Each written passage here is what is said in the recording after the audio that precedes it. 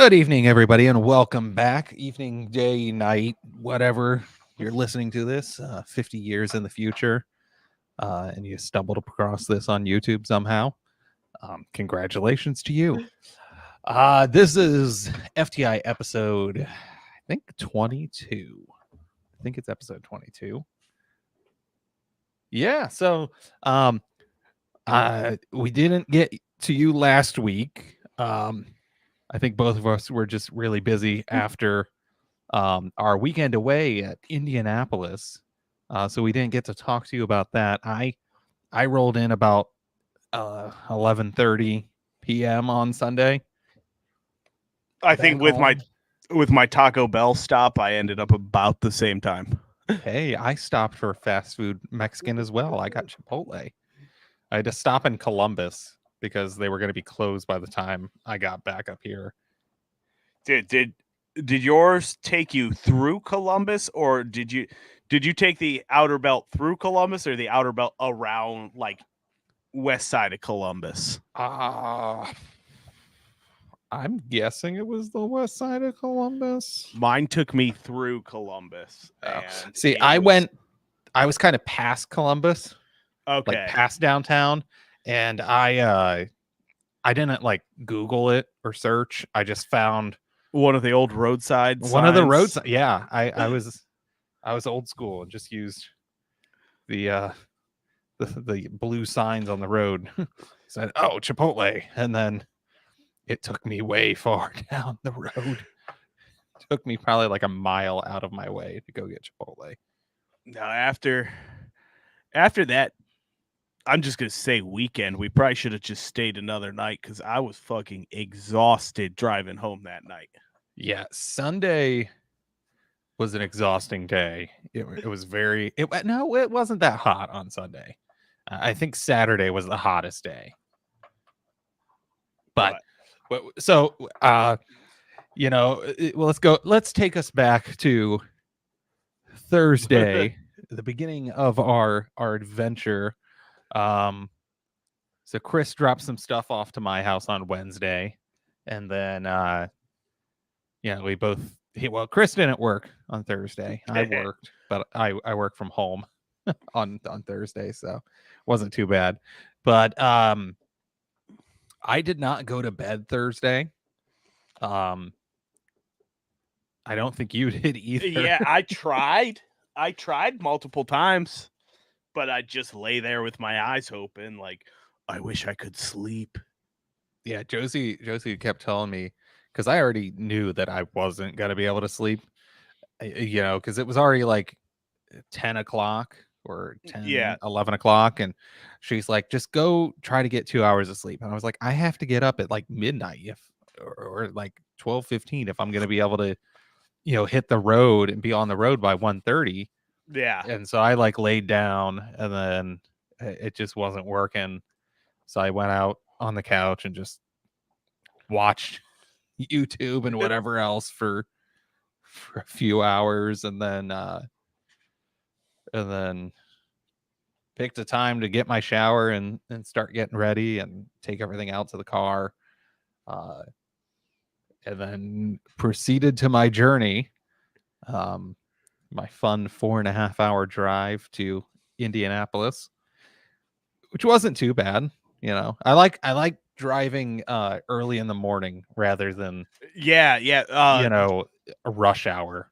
Driving early in the morning like that compared to Sunday, leaving, even though Sunday at like a normal travel time, I don't know if you hit the traffic like on 70. Yeah, in India, you're still in Indiana, right in Ohio, between Indianapolis and Dayton. Yeah, I was going like 55 in a 70, and I was like, dude, I just want to get home. It was all the people leaving Indiana to go back to Ohio. It was just so many. It was a 2-lane road, all these freaking semis and rigs everywhere. You've got the haulers and all the regular semis. It took me forever just to get out of Indianapolis, out of Speedway, because all the haulers were coming out, and so they had the roads blocked. They had that main road by the middle of 3 and 4 blocked so that all the haulers could come out, which was the problem on Friday morning. I got stopped by all the haulers going in. It's like, oh my God, I just picked the wrong freaking times with these NASCAR guys. They just, mine must have. I thought IndyCar was quick to get out. NASCAR is, they're like, oh yeah. I mean, we were on podium or not podium, but victory circle, and they were already like halfway packed up. I'm like, holy crap. Yeah. I mean, I ended up in a group of like half of JGRs and Legacy Motorsports, which I got to say, Legacy Motorsports has some badass looking haulers. Oh, I love the flat black. On one of them, they had like this real nice truck.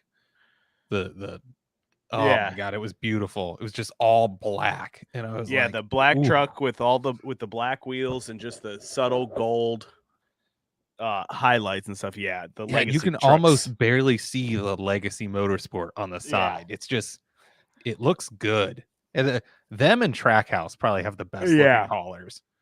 Like, I get the whole, let's put the driver's picture real big on it, but like, probably the cool plain ones are probably Legacy, Trackhouse, and probably Arrow McLaren. Probably have the coolest looking haulers, and Arrow McLaren and Team Penske don't have the drivers. They're just black with Team Penske on them. And then keep going. Getting into Indianapolis, we both realized that everyone in Indianapolis drives like they're qualifying for the 500. Yeah, it was. It's very complicated once you get into the city, because we have to go kind of past. You go past Indianapolis to go to Speedway on like a 6 or 7 lane highway. Yeah, and they're just flying. And then there was one point where we're in like a construction zone, and it's supposed to be 55, and everyone's going like 80. Yeah, I'm like, you go ahead and get a ticket. I'm not getting a ticket. There's a sign every state, 200 feet of fines quadrupled for speeding. This, that, and the other. Rumble ropes or cables put into the road and everything. No, everyone's just hauling ass. And then you get to the track, and we had to sit and wait for the office to open, and it sucked because I really had to go to the bathroom because I had drank an energy drink and coffee on my drive. I had stopped somewhere along the way in the middle of the night and went to the bathroom, and then I got there. I was like, dude, I have to pee. It worked out for me because I think I left my house around midnight, 12:30 or something. So I had an extra hour in my trip to blow. So I ended up pulling into a rest area at I think around 5 a.m. with like an hour left on my trip, and just leaned my seat back for a little while and just took a little break from driving because I couldn't sleep. So I was just like, you know what? I'm just going to leave now. Yeah, I just kept going and going and going and going because I just calculated just enough time to get there by 6. And at one point, I was getting really close to not making it there by 6:30. Yeah, because I wanted to give myself just a half hour, and so I just put it a little bit faster, and I made it there. And then I changed my clothes in my car, so that way I wasn't in like basketball shorts and a t-shirt going to pick up my credential. I was, and so was half of the other guys. Yeah. You could tell everyone was still bleary-eyed, half asleep, picking up the credentials. And that can lead us into just what a mess Friday was. Yeah.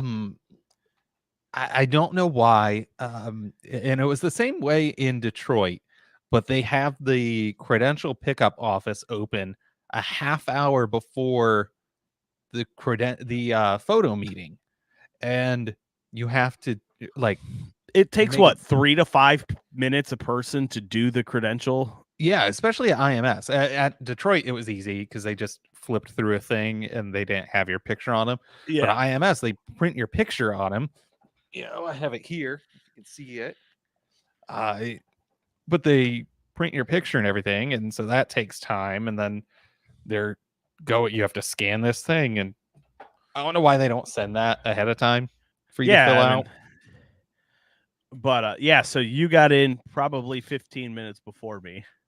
Yeah, and so I got over to the media parking lot, and then I'm over there waiting for Chris. And the guy I went to didn't give me a lanyard like everyone else got. I'm pretty sure the guy in front of me got a lanyard, and I did not. He just must not have liked you. He was crabby, man. Then he hands me a piece of paper that showed me where to park, and it was complete opposite side of where everyone else was parking. Yeah, because you were like, yeah, I took a van in. And I was like, where the hell did you find a van to drive you in? I was like, I took a little electric golf cart shuttle thing. To find out that I should have been right across from, the pagoda, and I was all the way on like turn 4 or something.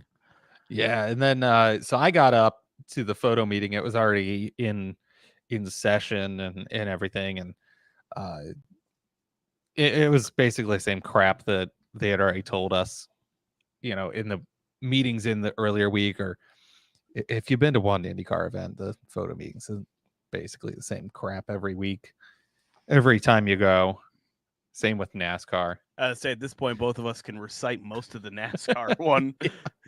All we would need is a bulleted prompt, and we could do the NASCAR one.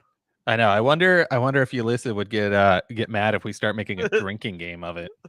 All the media people just have a drinking game of when she says this, we'll drink. Except for the only problem is they're all during work hours. I work from home. But yeah, so I mean, I didn't say that. I never do that. We got all of our stuff. And Friday at Indy was kind of a very laid back kind of day, I'd say. Yeah, it was interesting because, Chris and I, neither of us have ever been there. And I guess you underestimate how massive that place is. Yeah. Like it resembles like a college campus. Almost like a city and college campus, like just how nice everything is, but also just how big everything is. Yeah. And like you can stand in the media center and still not see the backstretch of the oval. It's so weird. Which I wish I would have gone up to the like top of the bleachers, on the outside to see, like, if you go to Michigan and you go up the bleachers, you can see the other side of the track. Okay. So I don't know there if you could.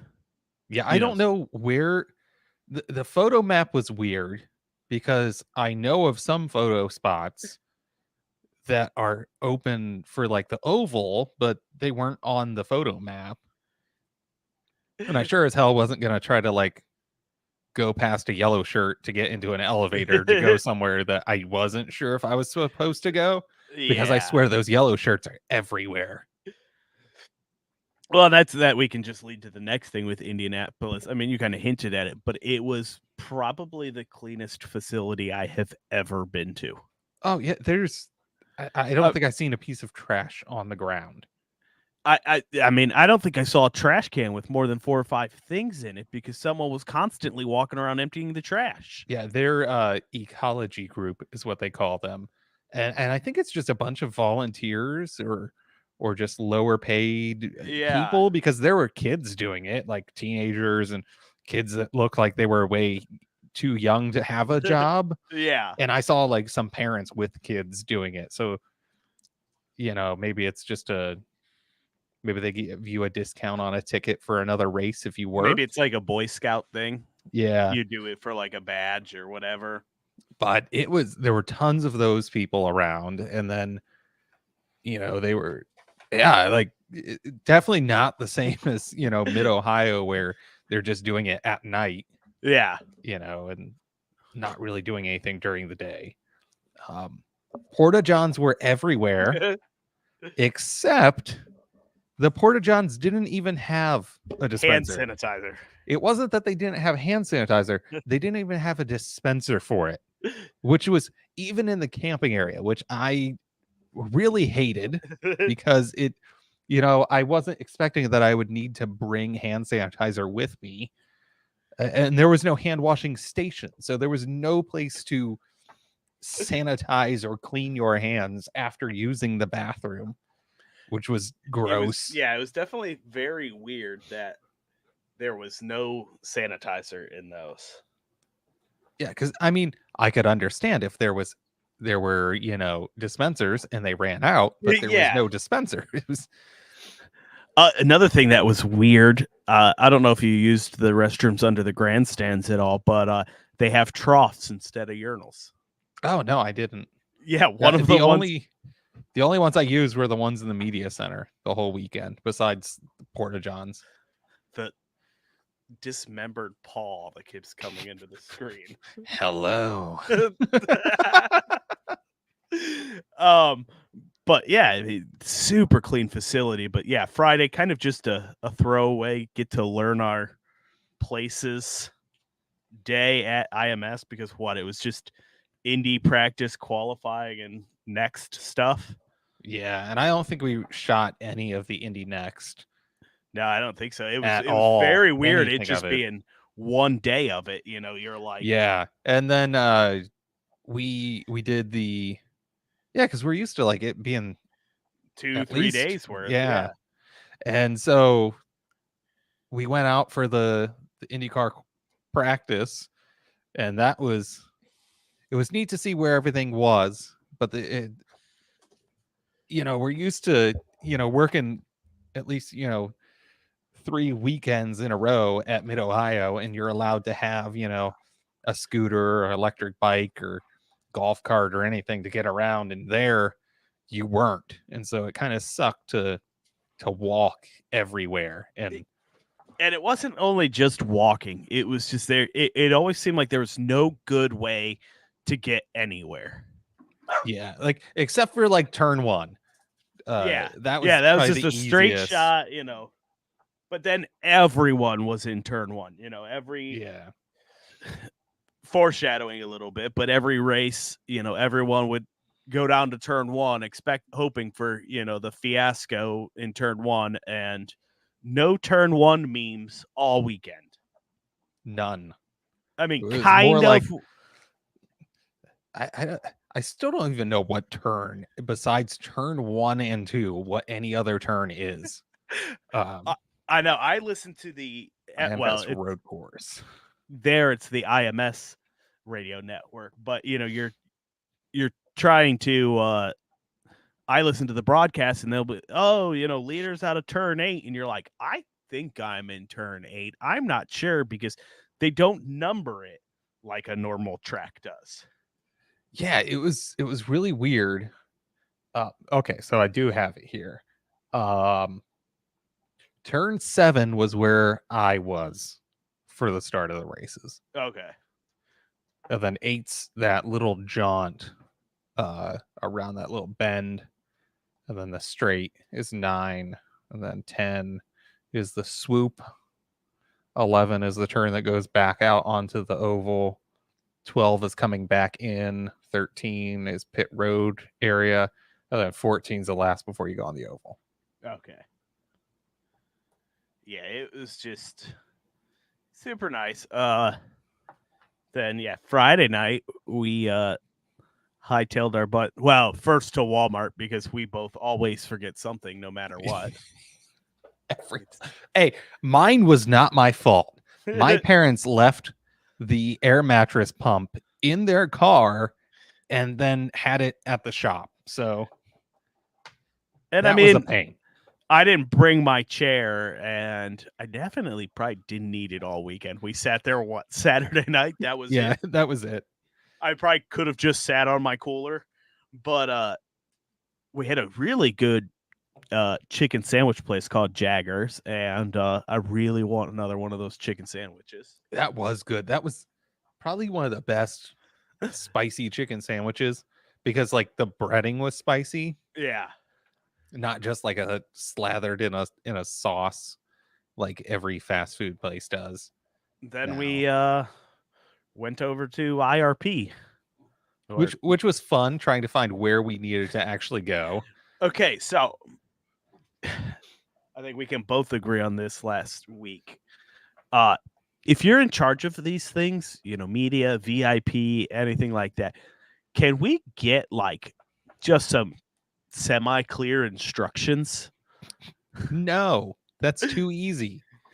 It's you've got to realize. I mean, there's got to be at least a couple people coming from out of town to these things, especially big races. Yeah, like I don't know the gates or there was no instructions on media parking at IRP.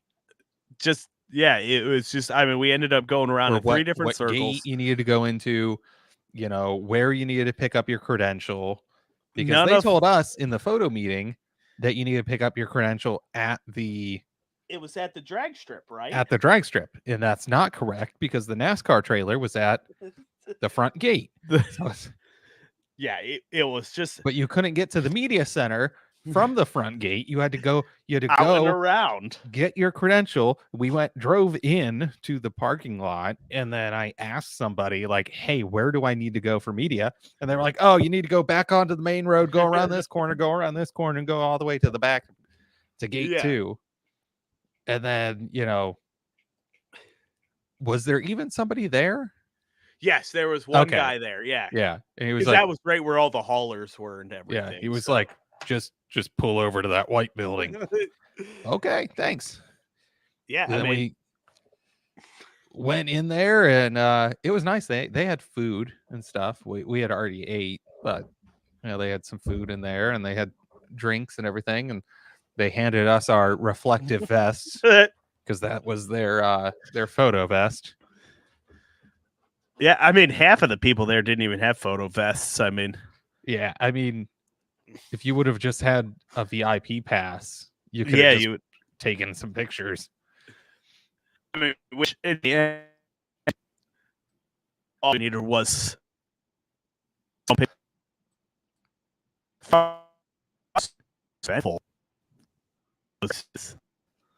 There was what?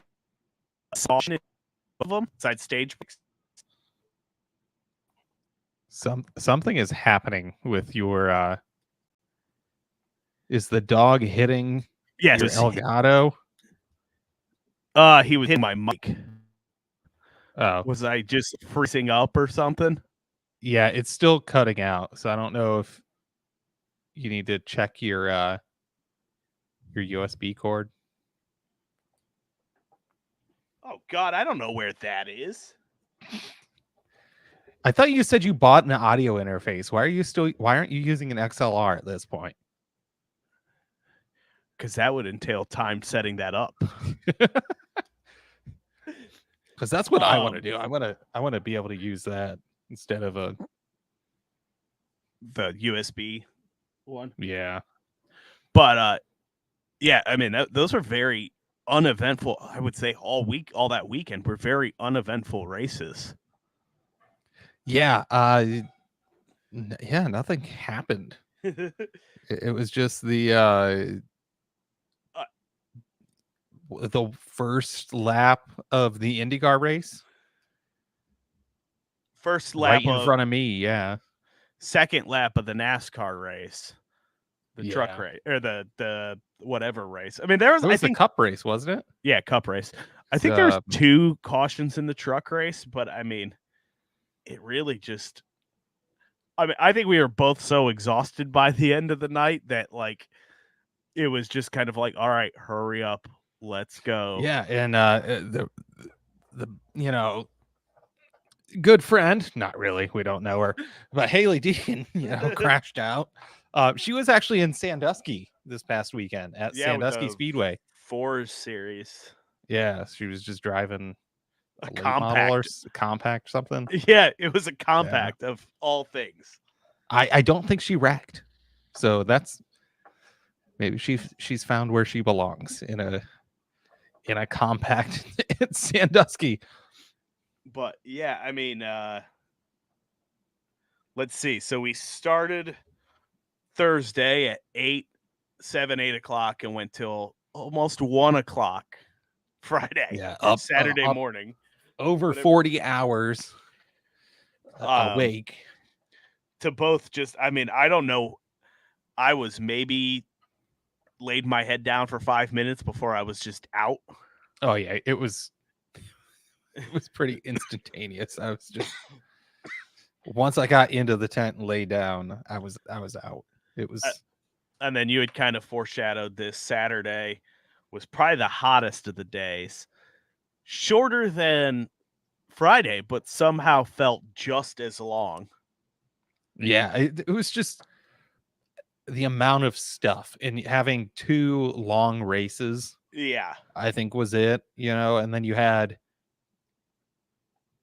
there's more different things going on Yeah. Saturday. So you had the IndyCar race, you had uh first off you had the Xfinity qualifying practice and then qualifying, then you had NASCAR practice and qualifying, and then you had the IndyCar race, and then you had the Xfinity race. And I honestly don't think Scott Dixon actually got to kiss the bricks because they were pushing so hard to get Yeah, I everything mean, it over. was one right into the other. Which I get because there's no lights there. Yeah. Not even a freaking production lighting to, see victory circle at night. But it kind of seemed odd that they were rushing IndyCar so Xfinity could start. I get TV schedules, but it's freaking IndyCar. Well, here's the thing I was thinking about too. Besides, not on the rushing side of things, I was sitting there going like, why is Xfinity later in the day and IndyCar so early? Well, what time does IndyCar Cup Series? What time do they normally race? In that 2:30, 3 o'clock. 2:30, 3 o'clock time frame. So I mean, it made sense when I started thinking about it. But yeah, having to rush everything the way they did. But you would think that, IndyCar being one in the same basically with IMS, that they would want the higher series, the heart of IMS, IndyCar, to be the anchor event for that day. So that I see. I was on the same page that that they should have been, the anchor on it. But I think that 2 o'clock time frame was more of the anchor event. Yeah, especially for a Saturday night. Yeah, looking back on it, because I was thinking the same thing. Is like, why did it? When you look at the schedule, your brain kind of just immediately goes to Xfinity was the main event of that day. But like when you think about it, the way the crowds were, the way they hyped the day up, I think IndyCar was the main event of the day. See, I from a TV standpoint, it makes sense because as you get farther into the evening, people have things to do. I think Saturday races are horrible anyway because people have things to do. Yeah. But from a fans in the standpoint, you would think that they would want the fans there later to, sell more food and do all that. But yeah, I don't know. IndyCar is always around that time. Maybe they just like to get done. Yeah, I think that's Done just and what out. it is. Yeah. And then, so speaking of IndyCar and that everything, you have the incident on turn one, lap one? Not turn one. Lap one, turn 7 in that race. Turn 7. Yeah, right in front of me. And, that leads into a 7 or 8 lap caution, which, I mean, basically gifted the race to Scott Dixon. Yeah, I would have. I really, really wanted it. And who was it that was holding Graham up? Canopino. Canopino. Unintentional, but I don't funny. remember. Yeah, because it was a car that just was like ignoring blue flags or Well, stupid Indy IndyCar has that rule, stupid rule where you can fight to stay on the lead lap, which I think is just BS. Such a BS rule. Why? Yeah. No other series. Like if you get a blue flag in NASCAR, get the hell out of the way. Or F1 or any other racing. Just get But Indy cars, no, you can fight to stay. No, just quit ruining the races. You're killing the chance for the leader who's deserved to take you. They deserve to overtake you. Yeah, that was. And if that person wouldn't have held him up, Graham would have had a better chance at fighting at Dixon, because that was, I mean, that's the closest Graham's gotten in a while. Yeah. That race was okay. You get into the Xfinity race, which I mean ended up being pretty a snooze fest. I mean, Ty Gibbs pretty much ran away with that one. Yeah, and then you had the lightning and rain delay. Which is weird because IndyCar does not do lightning delays, I don't think. I don't know. Or I just haven't been to one where there's lightning. Yeah, because oh no, that was the truck race we had the 2 hours almost of rain delay and lightning delay. Yeah. Yeah, so during where were you when the rain hit? Turn one. Turn one. Start of the race. Did you run or did you just stay in the rain? I moseyed under the grandstands and just kind of hung out under the grandstands with some people. Somebody offered me a pulled pork sandwich, and I was like, no thanks. Just some random guy. He was like, hey, you want a sandwich? It's a pulled pork sandwich. And I was like, no thanks. I don't want your random meat sandwich, sir. Yeah. So, no, I just ended up under the grandstand because I knew I wanted to be back in turn one in the restart. And I mean, it just ended up being a waste of time. Yeah, I think I went under. So like right where the photo hole was, there was like this little gray building, and I think it's like the transportation office or something. And they have like this little portico area where there's like 2 doors and like an ice machine or whatever. And there was like 4 of us photographers and a family all shoved in there trying to stay out of the rain. And then some of the people went under, the tent, the yellow shirt was under, and then it looked like it was going to get nice, and then it just downpoured again. Yeah, I just went under the grandstands and hung out there because I didn't feel like walking all the way back to the media center or anything. That's when I think they ended up getting dinner during the rain delay. Yeah. And you were like, oh, there's food up in the media center. And I was well, no, I didn't go back. You didn't? Oh, I did. Yeah. And then went back out to shoot. Yeah. So did I. We ended up having a nice little snack break in there, getting dinner. And we forgot to mention the coolest thing about Indianapolis. The hospitality was great. Oh, yeah. The cups. Yeah, they were just on my desk yesterday. All of mine are upstairs. There they are. 1 second. They're all the way back there.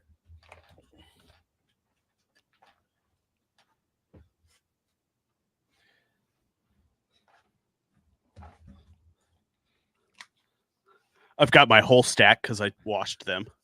I put all mine in the dishwasher. But they had a free fountain drink machine. So, every time it was on the 3rd floor, media center was on the 4th floor. So, anytime we walked inside, you were going to grab a soda, a pop. and the cups are just what they use as disposable cups. So instead of having like plastic or styrofoam, they have aluminum, and they want you to recycle them because aluminum can be recycled infinitely. I recycled them straight into my camera bag. And so it made me feel better on Sunday when we realized we weren't the only ones that do that. Yeah. The people behind us were also doing the same thing. Um, and you didn't get these, Oh, and I yeah, already ate mine. I tried to hold off for so long, but they had an adorable little gift box with a wing and wheel on it, and then you open it, and it was 4 chocolates, and they were all different flavors, and they were helmets shaped as helmets, and they were in the colors of each Grand Prix of the weekend, the 4 big ones. And that was really cool. I actually looked up the company that those came from was at Silverstone. So it's like down the road from Silverstone. So those chocolates were made in England and shipped to the United States. And I looked up because you can buy them, and they do all sorts of. They have all of the F1 drivers' helmets, like some of their helmets that you can buy as chocolate. Each one of those mini helmets costs $350. Ooh. $350 a tiny helmet. Yeah. Which is insane. But they also have half scale helmets made out of chocolate that are $60 a piece. But those were cool. They tasted great too. They should for how expensive they were. Yeah. And then Saturday I was definitely off of my game taking pictures. Still kind of learning that place. Yeah, it's interesting to find the right angles there. Everything, because I felt like going through my pictures last week, everything tends to be just a rear shot of the car. Yeah, there wasn't that many great spots to do head-ons. Yeah, I mean, it was either pans or butt pics. Unless you were breaking every rule and hanging out of the fence. Yeah. That, or you just get them in a weird straight between turns for a head-on, and there was just nothing really happening there. So, well, I did see that one you had. I think it an IndyCar pick. I think it was it Willpower, and it's got the dirt coming off the tire. Yeah, that was a good one. And then my Chase Elliott, because what are track limits in NASCAR? Nothing. I mean, he was literally going over the grass mound. And I posted it to our Instagram at Ohio Motorsports. And of course, I did the nice little my swipey photos. Oh! But I mean, he's on the grass mound there. He's a good tire width away from off of the concrete. Yeah, it was hard, shooting the Xfinity and IndyCar in the same day because IndyCar follows where track limits are. So when I was at turn 7 shooting that long straight there, and I have my my focus on where I thought they were gonna be, and the Xfinity's like all the way over here. Like shit. It's like, yeah, that's not where you're supposed to be. I'll bring up my thoughts on that after we talk about the Cup race and like a summation of Indy. But yeah, the Cup race though, I'm just really glad I was on my game for the Cup race, because that's all that mattered to me last weekend was the Cup race. Yeah, I have not been to a Cup race in probably over 20 years. So that was really fun. And shout out to a buddy of mine, Derek Gruel, He's a crew member for Michael McDowell's team. I met up with him on Sunday, before the race. And so that was cool. And then they won, which was even cooler. I'm just going to say it. They didn't win this weekend. So I must be the good luck charm. Yeah, we'll go with that. Yeah, I mean, Sunday morning started off with the unveiling of Larson's 1,100 cars. Yes, the Hendrix 1100. It doesn't mention Charlotte, IMS, or McLaren, but it's the Hendrix 1100. Because I called that paint scheme. I said it was either going to be black with the blue and papaya, HendrickCars.com, or it was going to be his scheme with papaya. And sure enough, it was his scheme with papaya. Let's see if I can pull up pictures of the car. I would say the thing that shows our dynamic the most on that is you were in there. Sorry, I just Googled, and then it was a Lionel Racing.com has diecasts already. Oh yeah, I mean they won't be out till probably at least May. The turnaround on them diecasts might need ridiculous. to pre-order. But I mean, it looks good. Oh yeah, it looks great. I mean, can you go? McLaren doesn't make a bad looking car. But while you were in there taking pictures of the cars and the press conference and everything, I was in line trying to get one of 600 shirts of the two cars, which I did get, by the way. Also, a complaint with that. Where is the shirt? 1 second.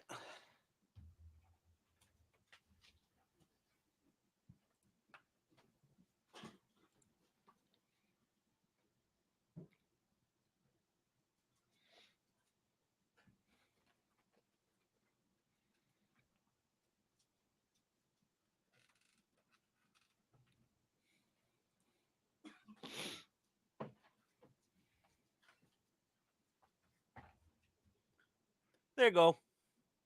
Oh yeah. But complaint with IndyCar stuff. They need to stop trying to be European because I don't know what they print their shirts on, but they are very weird. Are they tight? A little bit, but they're almost like tall tees. Back when we were in middle school and high school, everyone wore the tall tees. They're almost like that. And it was very weird because I had asked for one size. He starts to hand it to me. I was like, ugh, no, give me. So, but yeah, I got that while you were doing that. And then, craziest thing about all of that is Larson came in at 2:00 that morning after the race ended Saturday night. The Knoxville Nationals ends at 1 a.m. He comes in with the win, his second Knoxville Nationals, comes in and does that unveiling at 11 o'clock in the morning. Yeah, I think it was 11. I mean, the boy loves racing, but Mr. Hendrick did make a comment that there will be no dirt racing the night before the 1100. He probably already asked. He was probably gonna set up a high limits event or something. Yeah, probably the only high limit event on the weekend. It's so he would do it in the middle of the two. Well, I mean, he could do it in Ohio. High limit at the Indy dirt track. Yeah, on 500 weekend, sure. Obviously you don't watch Slap Shoes on TikTok or not TikTok, YouTube. I don't. Slapped it. He does a lot of like motorsports history stuff. Definitely like and subscribe to Slap Shoes. He's a great motorsports creator. But he did his most recent video is why Indianapolis is the motorsports capital of the world, and he did a thing about like the little 500 the Saturday before and everything that leads up to the 500 and everything. Oh, so they do a dirt race? No, the little 500, I don't think it's at IRP. I think it's at Thompson or whatever's out there. I just watched the video last night. I should remember these things. But they do a USAC sprint cars, the non-wing asphalt sprints. Oh, cool. 500 laps or miles at one of the short tracks out there. I mean, that's basically what an IndyCar kind of started as. Yeah, so but yeah, I was sitting there yesterday. I was like, man, can I take the whole month of May off? Yes. So if you would like to sponsor us. Yeah, right. Well, the funny thing is I still have, I think, 12 or 13 days of vacation I have to use this year. What's really nice is my vacation starts in May. My renewal is May 14th. So mine, perfect. I can roll mine over to next year. So next year I could end up with like 25 days of vacation I'm going to need to use. Plus, who knows?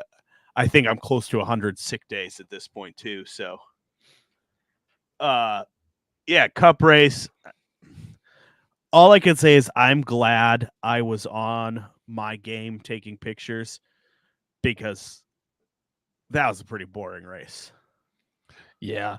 I got to use over $10,000 worth of equipment because fun fact, when you go to these huge races, these huge tracks, Canon Professional Services is there. And I always thought like you had to be a Canon shooter to use it. But I was informed that that was wrong, and you could just be a credentialed photographer and go and rent, not even rent, just use expensive equipment for free. Like they just, you sign a thing and they give it to you. It's ridiculous. I was telling my coworkers how you had done that, and they were like, why didn't you do that? I'm like, the last thing I need to do is have an excuse to go buy a $5,000 camera. it was so nice. It was because the top of the line, or 5R or 5, whatever. The one I was using, yeah, the R3. R3, okay, yeah, the top of the line Canon mirrorless, 30 frames a second, which is very intimidating and a lot to edit. And then a very nice lens and everything. Next year when I go to IMS, they said for the 500 that you have to be a Canon member, just because there's so many people. But if we go back there for any other race, can I get 2 R3s? And I need a big lens and a. In my dresser behind me, I think I have a Canon. It's a Canon Rebel from 2002, but your other one is a Canon. You have a Canon as well. Oh yeah, I do. I do have a. See, I got 2 of them for us. Yeah, but it was so nice. It had vehicle tracking inside. How did that do on your pans? Did that? It actually did pretty well. The one guy that I was talking to, who had an R3 that he owned, in turn 7, this was kind of his retirement. I love all these old people that they just do this as their retirement gig. Yeah, and I'm like, what? They're like, yeah, I've been shooting, shot on film, and now I just shoot for the local newspaper. And you own that? You're shooting for a newspaper and you need an R3? Well, I might not be doing this for much longer, so I just wanted to get the best that I could. Okay, more power to you, bud. I was talking to someone who's higher up in my job. He bought an R5. He traded up for this R5, but over time he's traded up to an R5 because he was going to Alaska. His final step for the R5 was because he was going to Alaska for vacation and doing not a bear hunt, but a bear tour, where they go see bears in the wild. So he was showing me his pictures of grizzlies in Alaska. But the vehicle tracking does work pretty good. As long as you're fast enough to pan with the car. It was really nice. Because it kind of made me a little lazy. Yeah. Because the camera's just moving your focus spot throughout. Yeah. So I got amazing pans that I would get half of those if I was using my Nikon, because it's not fancy at all. So that was cool, and the vehicle tracking was really nice when you were doing like high shutter as well, because it was just nice. It was the crispest high shutters I've ever shot. Well, I mean, when you're going from your 15 megapixel camera to a 50 megapixel camera. Yeah, because when was the 72 released? No. But yeah, on to my little rant here, because it was released in 2015, so yeah, pretty old. But this will go with this week's the Indy race and this week's race at Watkins Glen.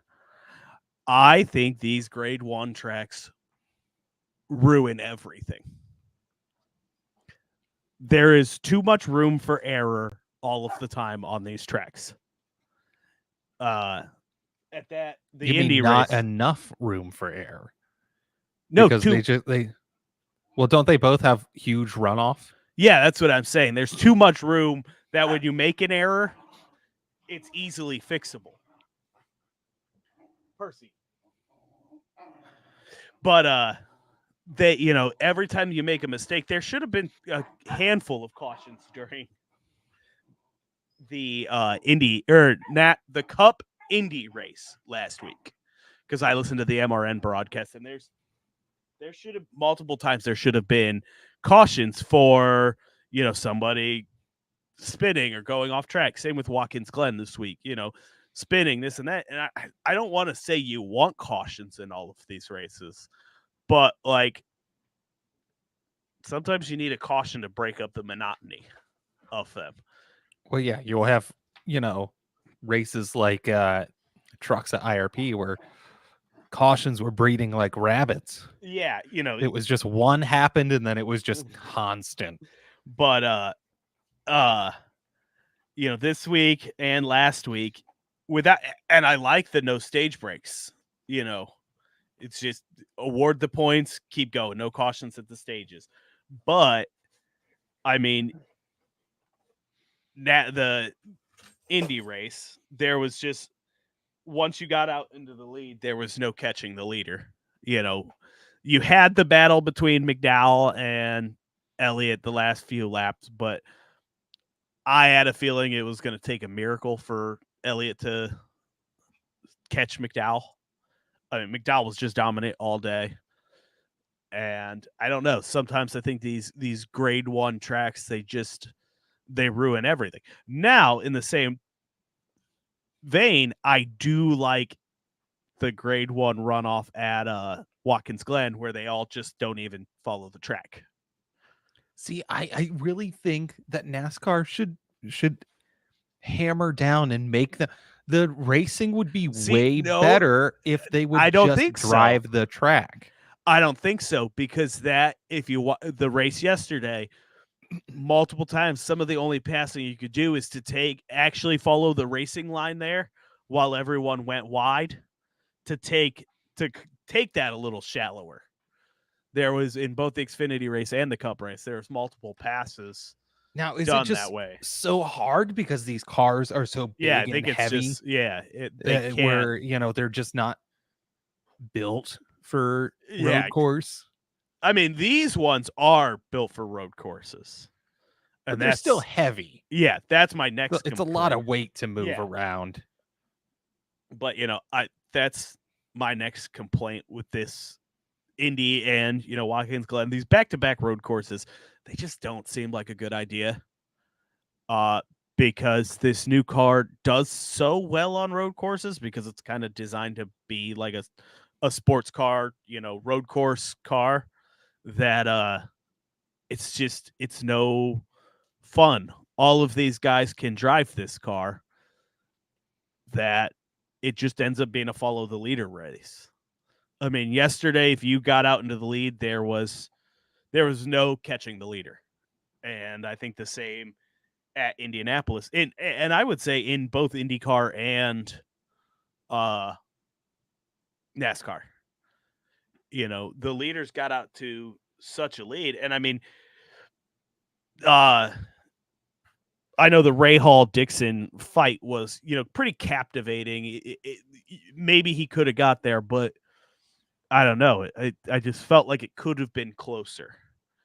And with the NASCAR stuff, they've tried this aero thing. They've tried just give them more power. Yeah, aren't these cars like They're neutered slower. At like slower? 650 or something, 650 horsepower. You got a V8, use it.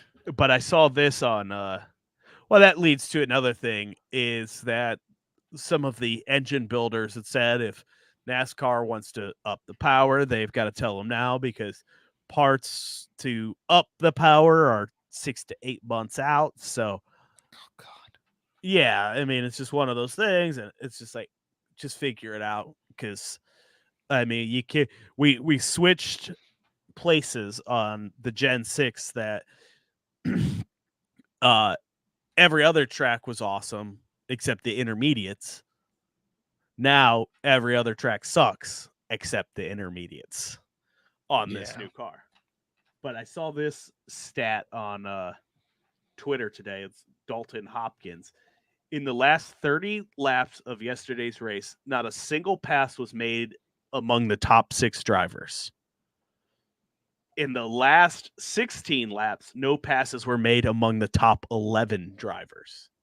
Jeez. I mean, it just becomes follow the leader. And without Alan Gustafson's bad call yesterday and Chase Elliott running out of gas, it would have been caution free. Yesterday was the shortest NASCAR race since 1972. Whoa. It was like an hour and 58 minutes long.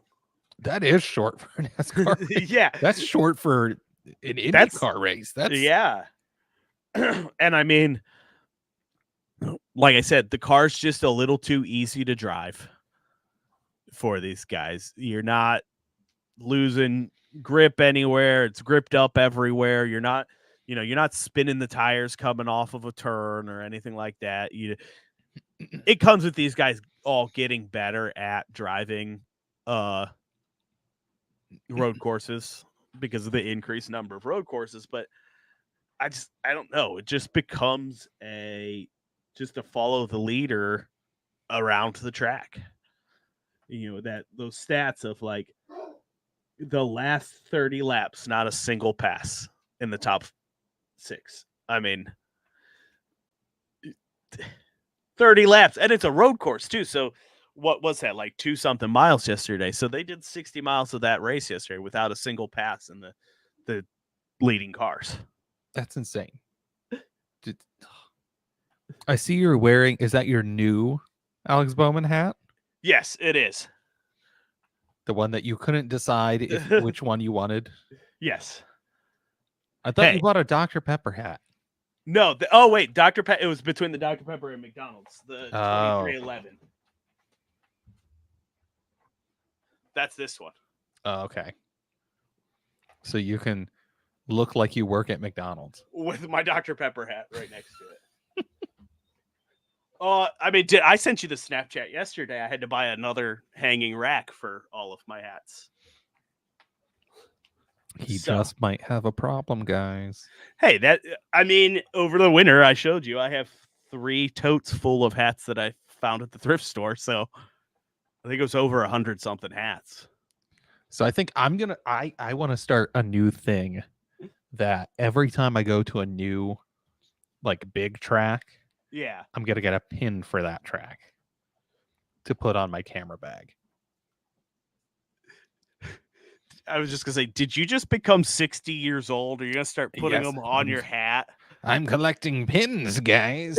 There was one guy, and I think it's because like older guys, they wear their hats a little looser. But this guy had pins all over the front of his hat, and I'm just sitting there going, aren't they stabbing the back of your head? Like, even if you have with the stoppers on, like, I still feel like that would drive me nuts all day. Yeah, maybe they just lost all feeling. And I'm like, my skin's allergic to like certain metals and stuff. So like, I would probably get that. Like, my scalp would be green or something. So I need to retroactively buy a Mid Ohio pin and a Detroit pin. Yeah. So that way I can add those to my camera bag. I don't think Wayne or No, Sharon might with all of their weird merch. Yeah, I don't think Wayne's gonna have a pin anytime soon. But yeah, I mean, my rant about grade ones, they're just, I don't know. I guess they work for F1 because you need this and that for whatever. Yeah, no, They're not gonna come there though. Yeah, I mean, F1's I guess never going to IMS, but they hate the oval part of it. Yeah, just I don't know. I think it just both led to some very, like I said, maybe the cars need more power. Maybe you need to do something with downforce, even though they've tried the downforce. But it just led to 2 very uneventful, kind of boring races. They were good old school, the dominant car won races. There was no gimmicks, no anything like that. But you ain't keeping new fans with stuff like that. And I don't think you're keeping fans with gimmicks like stage breaks either. No, it's all these races where, all these road course races where there's no stage break. It's freaking amazing. It's great to not have the stupid stage breaks. It is funny, like, because I'm just so ingrained in it with NASCAR that at IMS and then watching Watkins Glen this week, it they do, they throw the green white checker for the green and white checker for the stage breaks, and you're watching on TV, you're like, oh, they're coming in for pit stops, and then they just keep going, and you're like, oh yeah, no stage breaks this week. Yeah. But I do have to say, the race of the last 2 weeks might have been the Xfinity Watkins Glen race. Not Sammy Smith. Sam Mayer finally paid Ty Gibbs back for I don't know, were you on Twitter much this weekend? I was not. So, Sam Mayer, junior motorsports driver, and then Ty Gibbs, who's, bushwhacking down in the Xfinity series the last couple of weeks. They've never gotten along. I mean, they've beefed since they were in ARCA together in 2021. So this week they're fighting for the lead, winding down on the Xfinity race, and Ty squeezes Sam into a guardrail, and it ends up being a caution. And the next green flag, Sam Mayer just sent it into turn 1 and spun Ty out and caused, all kinds of controversy. Ty Gibbs, he's trying to do his villain arc in his interview afterwards. He said, well, I race on Saturdays. That's why he races on Saturdays and I race on Sundays. He's got more starts than me, but 2 wins. I was hoping for number 13 or whatever. And it's just so funny him trying to go for this villain arc when, he's grown his facial hair out this week and he looks like a 12-year-old that stole your clippings out of the sink and tried to glue them on his face. But I mean, I would say that was probably the most exciting thing of the weekend. And yeah, Ty Gibbs just trying to do the nice religious thing and then trying to be the use a wrestling term here, the heel and everything, trying to be that bad guy. I know we took over KFB's ride, but you'll never be him. Your car may say he gets us, but you'll never be him. Yeah. You'll never be Kyle. I mean, Ty does have talent. I mean, I have a Ty Gibbs shirt because the first year he ran ARCA, I was like, wow, this kid's going to be great. And now he's just proven to be a spoiled rich kid all of the time. He wrecked his teammate last year. The teammate who needed a win to get into the playoffs. I think it was the cutoff race or next to cutoff race. He wrecked his teammate for the win instead of pushing his teammate to the win. So his teammate would also get into the playoffs. So, yeah, that's my rant there on Ty Gibbs and grade 1, all of that kind of things.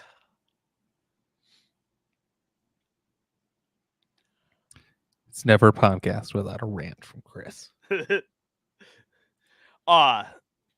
Just like Saturday night at Indy you experienced?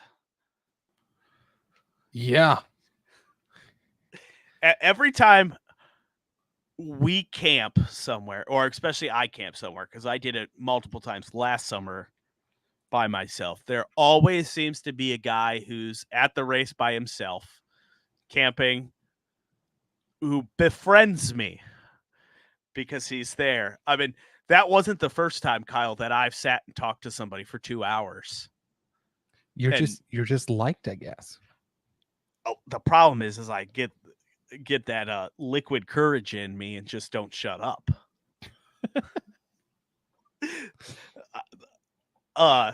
Your wife told me what you said about waking up in the morning, that I gave you one monster and woke up and there's 7 of them outside of my tent. Yeah. I was like, holy crap. When did you drink those all in your tent? No, I drank those all while we were sitting there. Holy crap. I didn't even see you open your cooler to get a new one. I just lift my laptop up, grab one out of there, take it, just drink it. Those things go down so smooth that, like, they're great. Not sponsored, but any seltzer drinkers, the Monster Unleashed are A+. But yeah, you got any rants, any feelings, any closing on our Indianapolis trip? It was just a really good time. I was really surprised by the weekend. The NASCAR photographers are a hoot. They're awesome. It almost seems like the IndyCar photographers are just always kind of more serious and everything. And I'm just sitting there BSing with the NASCAR photographers. I want to know how you always get the fun people, and I just ended up with a bunch of like grumpy people. Really? Yeah, dude. Turn 1, man. It was multiple times. It was just like grumpy older people that, like, if you were an older person, or like they all must have been from Indy because they all knew each other, like Indianapolis area. If you weren't part of like their little group there, you might as well have just been shunned. Really? I had a super nice group over in Turn 7. We're all BSing. It was a good time. But yeah, I mean, I agree. It was a great weekend. I loved the media center there. I liked getting fed 3 meals a day. And that was nice. my favorite thing is because I love Pop, was the pop machine. Getting your cherry Pepsi. Cherry Pepsi and Starry now. Which is funny because most of the time I'm a Dr. If anyone knows me, I'm a Dr. Pepper drinker. But I refuse to drink Dr. Pepper out of a fountain. So, which is so weird. It's not spicy enough for me out of the fountain. But you need like a McDonald's level. Yeah. Dr. Pepper. But did we make picks on the last episode for anything? I think we did. Okay, here. Oh, nope, that's not it. Ha. I picked for trucks. I picked Rhodes. You picked Smith. Wait. And I have no clue where any of them finished. Did I pick Chandler Smith or Zane Smith? Zane Smith. Give me a second. I just pulled up the app. Lucas Oil. We should have picked Ty Majeski because he snoozed it up. Wow, we both did bad in the truck race. Looks like you won with Rhodes. Okay. Maybe. Wait. Never mind. I won 5th place. 5th, and you were 16th. And then Xfinity, I picked Alfredo, and you picked Chastain. Oh, you might have actually won that one. I don't know.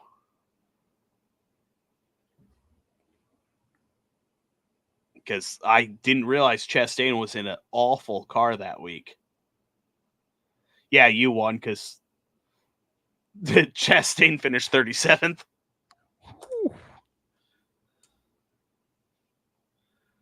And then for Indy, I picked Lundgaard, and you picked Rosenquist.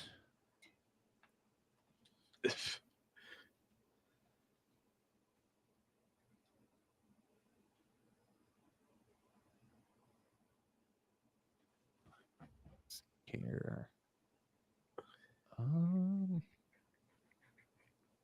Lundgaard finished 4th? Sure. Wow. It's so funny being at the races because you're just like shocked. I forget what happened. Yeah. You definitely won the cup because you had Chase Elliott and I had Kobe. Speaking of which, Kobe actually finished. Well, he was a victim of Ricky Spinhouse in that one, wrecking every international driver in it. I think Recchi had an incident with just about every international driver in that race. Wow, he even wrecked Benson or Button. Yeah. There were only 3, right? Yeah. SVG, Kobe, and no, there were 6. There were 6 international drivers? Yeah, Indy. Yeah. Oh, let me go back to the list. I just had it up because you had Van Gisbergen. I'm just going to go through the list so I don't get confused. Gisbergen, Kostecki, Rockenfeller, Button, Lally, Kobayashi. Oh. I don't know. Maybe there was 4 internationals because I don't remember where Lally and Rockenfeller are from. But yeah, I mean,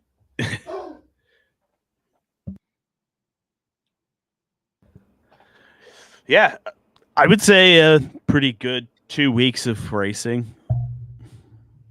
Crappy. Yeah, I'm trying to convince my family to go to Wayne County this weekend because that's where I'll be. I want to see some dirt racing, and they have a full schedule, and they have vintage race cars. I saw that. I was looking before we started today, I think the next 2 or 3 weekends is Wayne, because it's their season championship this weekend with Oh my those God, vintage. racing season's almost over Yeah. here in northeastern Ohio. Oh my goodness. Next Sunday, the 3rd, the Fast Series is back with Open 305 sprint cars, Ooh. mods, and not street stock, but whatever their SS class is. I can never remember. Super stock? Yeah, super stocks, which are street stocks. Yeah.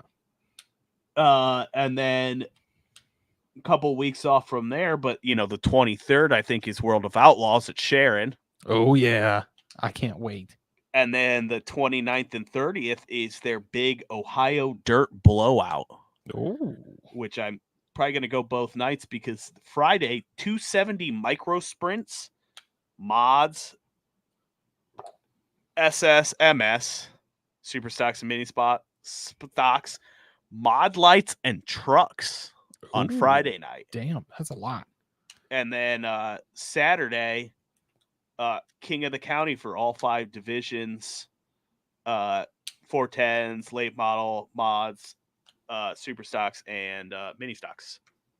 Ooh. So yeah, probably all 3, probably the next 5 events, and it'll probably be only 5, probably up to 7 more for us to end the year, but 5 of those will be dirt track. Yeah, I will not be there for Labor Day.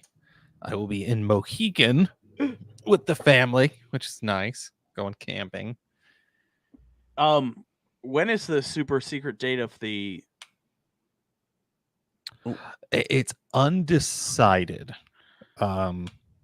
There's some issues with some things, but they're still trying to iron that out. And Okay. I really hope it doesn't end up being. If it's the 23rd, you can go F yourself. And yeah, I really hope it's not World of Outlaws night, because I could be really, really pissed. I want to see the damn World of Outlaws again. Well, that's the last event that I can go buy, drop $200 on merch at. So yeah, I only hung up 13 hoodies the other day. I need at least like one more, so I can have one for every day for 2 weeks. Oh, jeez. I'm just kidding. No, you're not. It depends what I like. If they have anything good. But yeah, picks. Oh, one last thing. The playoff bubble. You now have, without Chase or Alex showing up the last 2 weeks, you've got 2 Hendrick cars that might miss the playoffs.